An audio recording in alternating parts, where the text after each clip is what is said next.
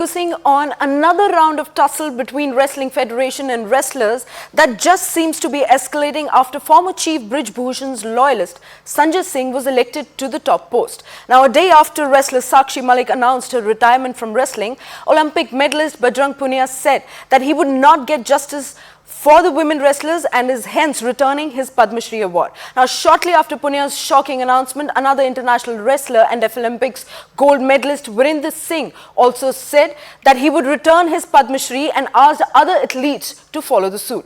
Meanwhile, newly elected WFI President Sanjay Singh reacted to this, saying that those who are athletes have already started preparing and those who want to engage in politics can continue to do so.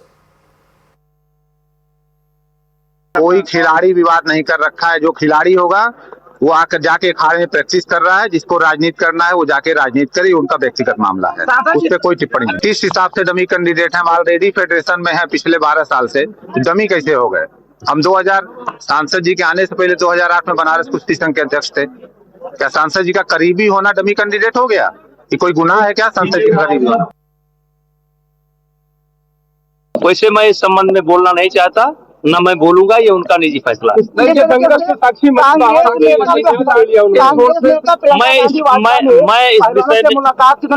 मैं इस विषय में नहीं बोलूंगा, ये उनका निजी फैसला है।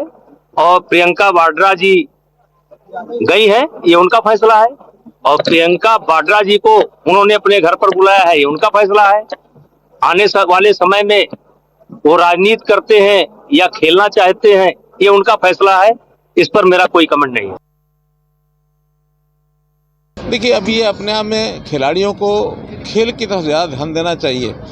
पिछले कुछ दिन पहले ये जो विषय, खास करके जो एसोसिएशन का विषय आया था, वो एक राजनीतिक उस दायरे में फंसता चला जा रहा है। वो नहीं फंसना चाहिए था।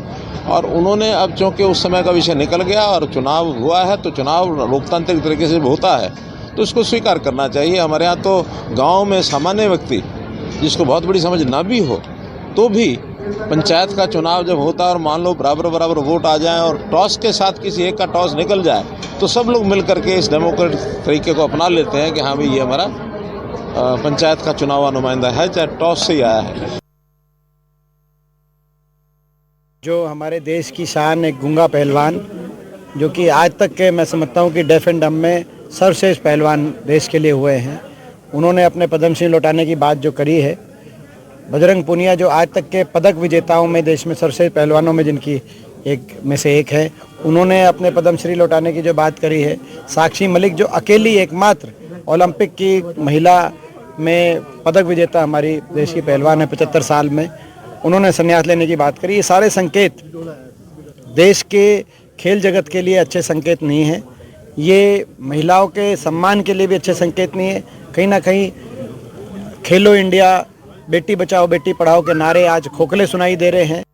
वो उन्होंने देश का नाम रोशन किया है। वो प्रतिभाशाली खिलाड़ी हैं। खिलाड़ी को खेल की मानसिकता से काम करना चाहिए, किसी का टूल नहीं बनना चाहिए। राजनीतिक लोगों के शरण में आकर पिछली बार भी उनके भविष्य से हरियाणा के नेताओं ने उनके भविष्य को बिगाड़ने के लिए, अपनी राजनीतिक लाभ के लिए उनको आगे किया, उनको सपोर्ट देने की बात की। अब अगर वहाँ पर एसोसिएशन के अंदर, रेसलिंग एसोसिएशन के अंदर अगर जो भी अध्यक्ष विन हो गया, उनका काम है प्रैक्टिस करें, प्रैक्टिस करते हुए अपने आप को सुरक्षित रखते हुए अपने जीवन को आगे सफल बनाए, देश को आगे सफल बनाए। तो उनको इन चीज़ों से मेरा सुझाव है, वो बच्चे हैं, उन बच्चों को किसी का टूल नहीं बनना चाहिए।